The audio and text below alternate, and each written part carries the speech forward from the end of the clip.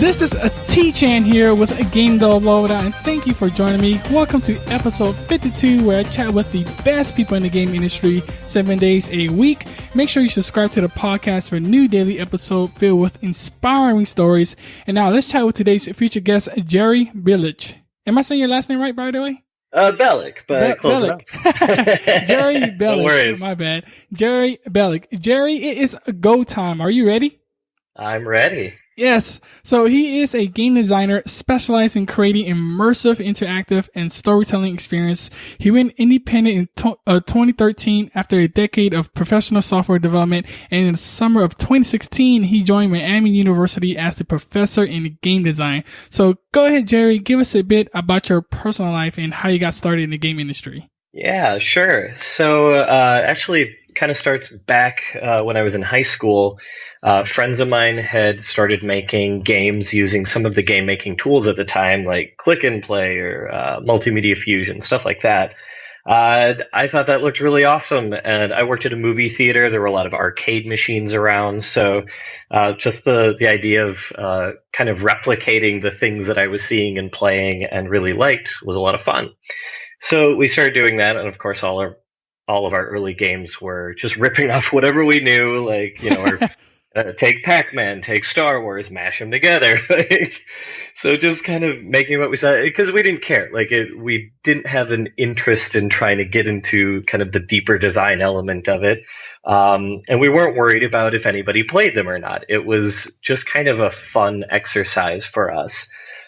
Weirdly enough, we got a local publisher to actually start selling our crappy games, which I should also note were completely full of copyrighted content, from music, assets. I know we had taken some assets from the Duke Nukem 3D CD, just because of whatever was at hand. Because once again, we had no MO in this whole thing.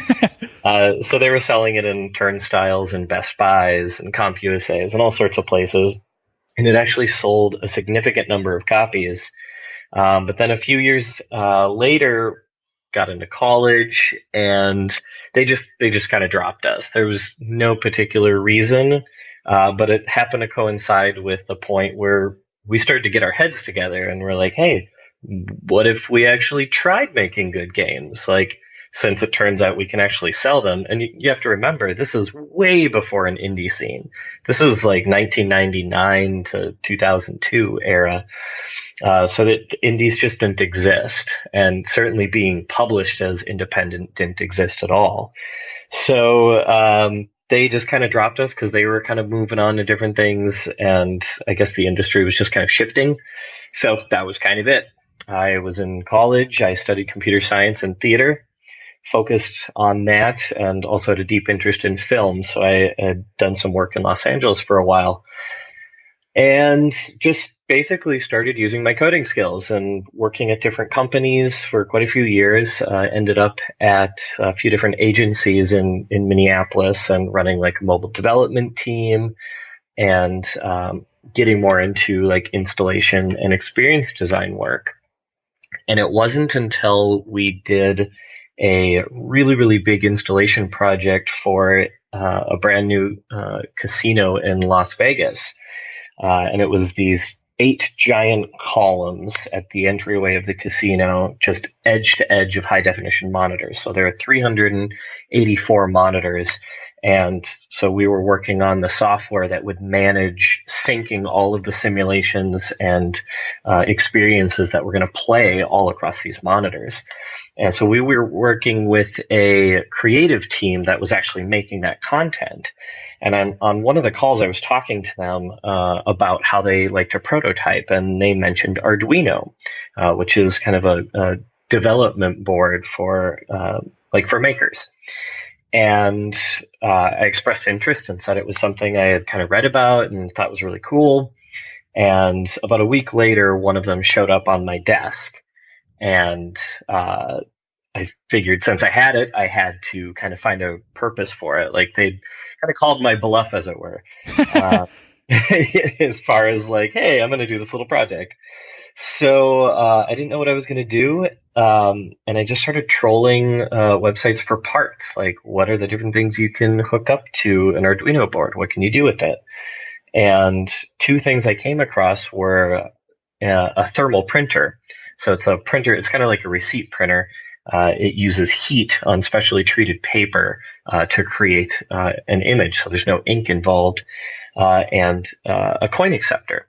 And as soon as I saw those two parts, I decided instantly, I want to make an interactive fiction game machine, like a little arcade machine, and ordered all the parts I thought that I needed and started teaching myself how to do electronics and kind of the electrical engineering type stuff, as well as kind of the making stuff. And that was my like re-entry into games. I was, boy, I don't even know, 10 years later around. And so I created this little cardboard box that you could play interactive fiction games on, like Choose Your Own Adventures. And I called it the Choosatron. And it went really well. People really liked it. Local kind of literary groups were inviting me to their parties and other things to kind of have it set up. And ultimately, after kind of just enough local exposure, people kept bugging me about doing a Kickstarter. And so I ended up doing a Kickstarter, and it went really well. I got about 75,000 to make these little interactive fiction game kits called Choosatrons. And that was kind of the launch, because it was that money that gave me the kind of resources and focus to really push that ahead, to start going to game events, to learn how to, set up a table at an event and kind of pitch to people what it is that you're doing and what your work is all about. And as a result of that kind of just kept providing more and more opportunities to do different things in the game industry, and it just kind of all snowballed from there. Wow, you had quite the adventure using copyrighted stuff to make games, and then that sucks that they dropped you off. And then like you created your own kind of console, I guess, to that kind of full of game. That's so cool. And that's like you not only design games, like you created the thing that plays your game. That's really cool. Now, in terms of game development, so your specialty, I'm assuming, is game design. Since you're the professor at it, what is something we probably don't know about game design that we should? Oh, that's an interesting question. What you don't know about game design but should? Well, I think it kind of goes to the main direction my work has taken, which is very like physical, very tactile. I think people forget how important the form and how you interact with a game affects the way that you play that game and how you enjoy that game. Basically, how you're able to engage with it. The example I like to use is I still love playing Nintendo games, just like I think a lot of people do, or other old systems, right? Now, you can play any Nintendo game you want on your phone now. And I remember when a Nintendo emulator was available to download on my smartphone, I was so excited. I was like, this is going to be great. I can have Nintendo games with me all the time. And it took me a whole of 2 minutes to realize that it sucked. Yeah. It was not fun. Nothing about it was fun. It's the exact same games, but it's not fun. And I think it's, pretty obvious in this particular case, why that is. I mean, you have no feedback. There's nothing tactile about the phone in that case. You have virtual buttons that are kind of floating around, and you're touching them. You're moving the phone as you try to play. And if I don't know about you, but when I played Nintendo games, I couldn't help but want to move the controller, right? But it would have been awful if the TV was also shaking, and that's essentially what you're doing, is shaking the very thing you're trying to pay attention to. So that's one thing I really like to remind people of, is it really does matter how people are engaging with your work. If you're designing something that is meant for mobile devices, that's great. But what happens when you're like, oh, we should port it to the PS4, we should get it on Steam. Does that make any sense? Like that's something you need to know ahead of time, especially if it's something you want to sell. I just was listening to Rebecca Saltzman talk at the Pixel Pop in St. Louis, and they talked about their game 100, which is a mobile game. It's kind of I suppose a puzzle game, but I don't know if it's really a puzzle or not. But you're basically touching these spheres, and they grow in size. And if any of the spheres touch each other, like then game over. And you need to like very carefully and strategically touch all these different spheres as they grow. Well, that game is perfect on mobile. It's just absolutely perfect, and it is so like tightly designed for that experience. And one thing that she said that they'd overlooked was the fact that they couldn't bring it to any other platforms, and that really affected the long tail of what they were going to be able to make off that game and how it could support the company. So there's I think a lot there, as well as like since I like to make alternative controllers, and I do that in classes and I do workshops with that. Even there, I think it's a really, really fantastic way to prototype your experience beyond just the keyboard or beyond just the game controller, and also have something unique when you are at events and you're trying to get attention from people. Butt Sniffin' Pugs did a great job of that at Alt Control GDC when they decked out their table with like the faux grass, and they made a giant tennis ball trackball controller. Now the game itself plays fully on an iPad or kind of other tablet or maybe phone devices. I'm not sure. So like ultimately, when you buy the experience, you're not going to have this alternative controller, but that's okay. You don't need that in those circumstances because you're not in the same kind of environment. When you're at GDC, everything is trying to steal your attention.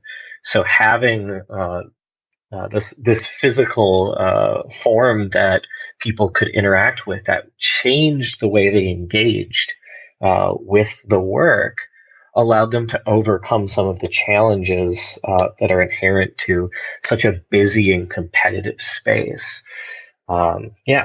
Yeah, it's so important because, like you said, at GDC, people are just going left and right to all these different booths, and you need something to grab that attention. And I guess you could say like dramatizing your booth to make it like really appealing is one way to get their attention. Exactly. Now let's take this on a more personal level. And you've been in the game industry, and you've done a lot in the game industry as well. What was like the worst moment of your career? That one moment that's still vivid in your mind. Be very detailed and tell us that personal story. Yeah, I do have one for this. It's something that really sticks with me as kind of a personal lesson. And yeah, so back when I was working at the last agency I was at, Clockwork, there was a period of time when I decided to do the Kickstarter for Choosatron, and was really excited about this, just really, really passionate about this thing I was building. But I was also working a full-time job at an agency, running a mobile development team, helping them with research and development, other experimental projects. Like it's a really great place to work, but it is intense, very competitive. You're expected to really give your all, you know? But I didn't have anyone officially helping me with the Kickstarter. I mean, support from friends, family, stuff like that, but like there's a difference between that and like actually having somebody that has like, has to face the same stakes that you do. And so basically what happened was I got to a point where I was so burning myself out that I couldn't handle like dealing with people anymore. I started working more from home. I would get really, really frustrated and aggressive when people interrupted me while I was working, or if they needed something and I decided like that wasn't important enough. How dare you like interrupt me? Because I was just pushing so hard, and every second counted. Like it felt like if I wasn't going at 110% every moment of every day, I was going to fail. And one of the results of that was somebody that I was working with. I yelled at her and I snapped at her about stupid stuff, and like it was really awful. After that, I had a meeting with my boss Nancy. Like she called me in to talk about this, and like rightfully so. Of like, hey, this is not okay.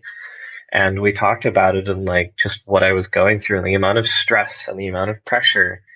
And I told her like basically that I was so sorry, not only for what I had done, but for not having the, I don't know, the strength, the courage, whatever it was, to recognize that I couldn't do both of these things.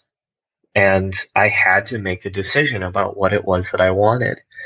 And so we talked it over, and I was like, I have to pursue this. Like, this is one of, the most amazing things that's happened for me in a long time, especially creatively, especially like really tapping into something I'd been kind of looking for, but didn't know where to find. And so that was, we made the decision. I made the decision to leave the company. And like, it kind of sucks because like, that's not how you want to do it, right? Mm-hmm. I had the option to stay, but like it was put to me like you can't be like this and stay. And I knew that that meant either giving up on the Kickstarter and giving up on the Choosatron or leaving Clockwork. And so I decided to leave Clockwork because I don't want to be that person. I don't want to be that person that's making everyone around me miserable because I'm like pushing too hard. Like I think, people forget about the fallout of when you really upset that like kind of life balance and where you're putting all your energy and hurting your relationships, and like people, will be there for you, up to a point, but at some point, like if you don't give something back or stop hurting them, then eventually they're gonna be like, you know what, maybe you're not worth it. Maybe you're not worth that time. Like, so that's something that sticks with me because like it's something I felt really awful about then, and in the long run, in the grand scheme of things, it's not a huge deal. It was a crappy day, and I did a crappy thing, but that it is what it is. But I want to remember that because this is a hard industry. It's a very competitive industry, and it's an easy one where if you're a driven person, and I am a very driven person, it's easy to get, kind of lose yourself in it. Mm-hmm. And I don't want to get to that place again because like I'm married. I plan on having a family, and I don't want to destroy that just because of my work, Yeah, please don't. And your story is it's so important to take note of because, burnout is such a real thing, especially in the game industry from all the stories I've been hearing all the time about it, about, being overworked, being under so much pressure, and especially with you being, doing the Kickstarter on your own and stuff or handling and leading it. I can't imagine that pressure. What do you want to make sure a game does take away from that experience? Having that pressure or just, you want to work and not take a step back and breathe. Like, what do you want to make sure a game does take away from that experience? You got to have boundaries. Like you need to find a way to create boundaries because at some point it's diminishing returns. You can't keep hitting your head against the wall and like thinking you're going to make more progress or do better work. You need to work smarter. And not harder. Start managing your time better, and actually like setting schedules and keeping to them. Deciding, and especially like if you're with somebody, if you have a partner, if there are people in close proximity of your life that are affected by what you do, talk about that with them. Figure out what those boundaries should be. Figure out what's work time, what isn't work time. And even what time of day, like depending on what I have to get done, that changes when I do work because there's certain kinds of work that I really need a fresh mind and fresh perspective, and other times where it's like, okay, this is just something I have to get done. But you got to do it. So yeah, I think definitely like boundaries, and just define them and stick to them. And it's so hard. Like everybody's gonna kind of fall off the wagon in that regard. Like I do sometimes. I get better. It's something that takes a lot of time. Over the last couple of years, I like, my wife and I talk about this a lot, and I have gotten better, and we're better at talking about, like, if an event's coming up or I get accepted into something, instead of me being like, yep, I got to go to this thing, we'll figure it out. It's like, hey, here's this event. Let's talk about it. Is this something I should do? Is this something I can do? Is this going to like cause other problems? Because you don't have to do everything. The fear of missing out, like that's another real thing that's very hard to overcome sometimes. But like it's gonna happen. Like a little patience is required, and it feels like time moves so slowly. But if you've got that discipline, like even taking that extra time to have a more balanced schedule and all that, it's going to happen. And there are times, toward the end of a project, say, or even just that very beginning of a project, to get that initial momentum, that maybe you do want to push a little harder for a bit, but you got to put a cap on it. Yeah, define your boundaries, especially communicate with your teammates or your spouse of what's coming up, what's happening. And you just want to make sure you're organized and plan everything out better. And also, we actually reached near the end, and I like to call this crunch time. So I'm pretty sure you know what this is. But basically, we are going to overcome it though, Jerry. Basically, I would ask you quick questions, and you'll be giving us a ton of valuable information in return. Are you ready to crush it and release the show? Let's do it. Yes. What's a personal habit that contributes to your success? I think time management is a really, really big one. Both scheduling things, post-it notes, like all the things that just help me remember what needs to be done, and ways to just cross those off the list. Powering through even when I have doubts about something I'm working on, and waiting until I have enough information or I've made enough progress to concretely understand why something either is or is not working. Because I think stress and anxiety, when you're having a really crappy week, like that can make you doubt everything. But those aren't the right doubts to listen to. Like, see the evidence based off the work you're doing and the feedback you're getting. It's like you got to measure yourself, measure your goals. Yeah. What's the best piece of advice you've ever received? Oh, the best piece of advice I've received. Oh, that's tough. I have such a terrible memory. Shoot.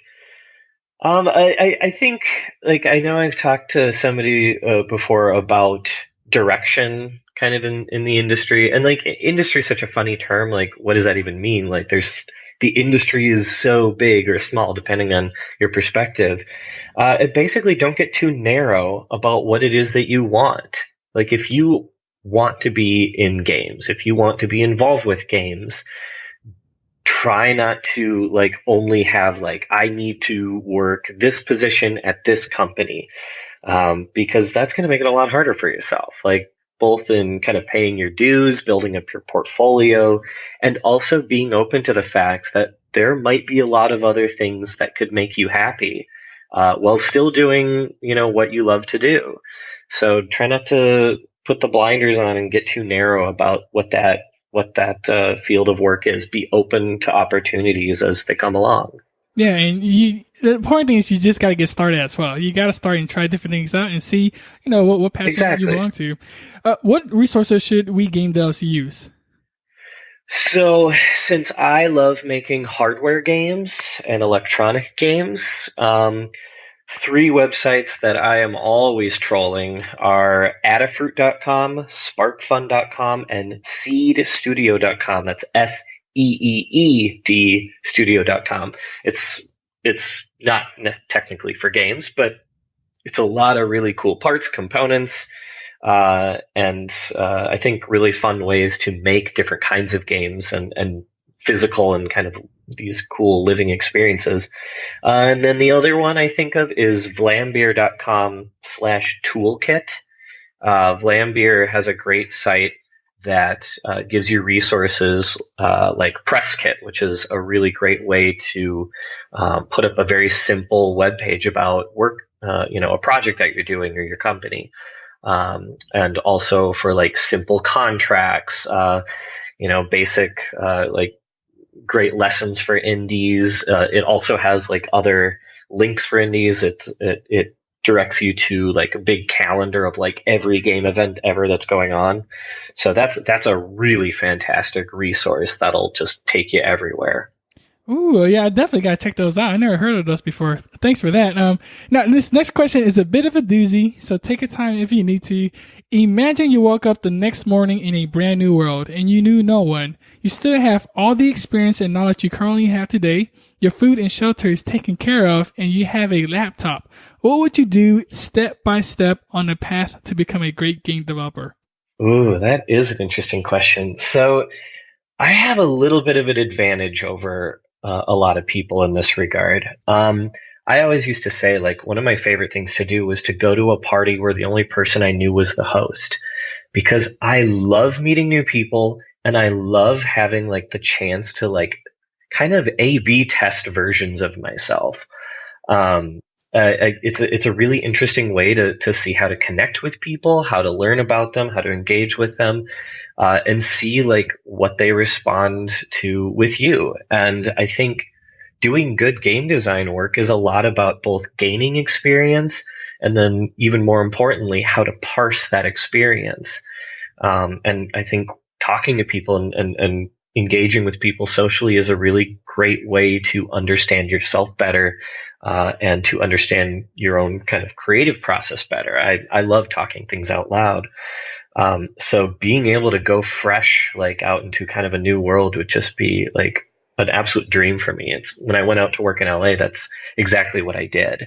But yeah, my first step would be just going out and finding people in interesting places and just trying to engage with them as much as possible and see what like sparks something. I always have a small notebook with me so that when I observe something in the world that I find particularly interesting, it could be a system that I notice, like, ants doing their thing, or the way that like people are kind of acting socially or in a cultural context.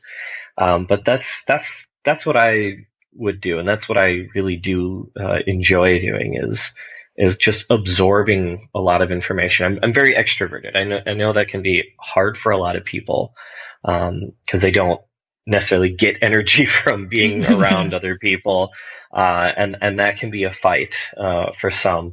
In which case, I would immediately try and find somebody that can kind of play that role for you and be that kind of social version of yourself and collaborate, right? Like, yeah. I'm always like every person I meet, I'm like, ooh, maybe I'll work on a thing with this person. That could be fun. Like, they have such a unique perspective about, different things. It's not only other game designers that are fun to make games with, but yeah, I think that more or less. Yeah, I love that advice because you do have to network. It's a game industry. You have to work with people to make a game and make it a success. And also, I like that you go out there and take inspirations from like the world. That's really cool. And you have a notebook to write things down. I think that's really smart. And I do that every morning. Like I write in my notebook every single morning about my goals and everything. So it's really cool. We have reached the end. Jared, go ahead and give us a parting piece of guidance and how we can connect with you, and then we'll say goodbye. All right. Well, I'll say this about networking, actually. When people talk about networking, I think a lot of people are expecting that it's this very businessy, like this weird artificial thing. But I think what kind of new game designers need to realize is networking is just about being around these people and just talking to them and getting to know them and establishing relationships. You don't have to like work hard at networking somebody. You just like find people that do work that you find interesting and like find common ground to talk about like what your work mutually, talk about music. It doesn't even have to be about games. A lot of the best networking I've done is just making friends with interesting people, and then down the line they thought of me when they were looking for somebody to do something for them. So that's what I got to say about that. Getting a hold of me, you can see more about my work and what I do, and get in touch with me at my website, jerrytron.com. That's JERRYTRON.com. I'm on Twitter. It's Jerrytron, but instead of an E, it's a 3. So J3RRYTRON. And I think that's probably the best ways to find me on the interwebs.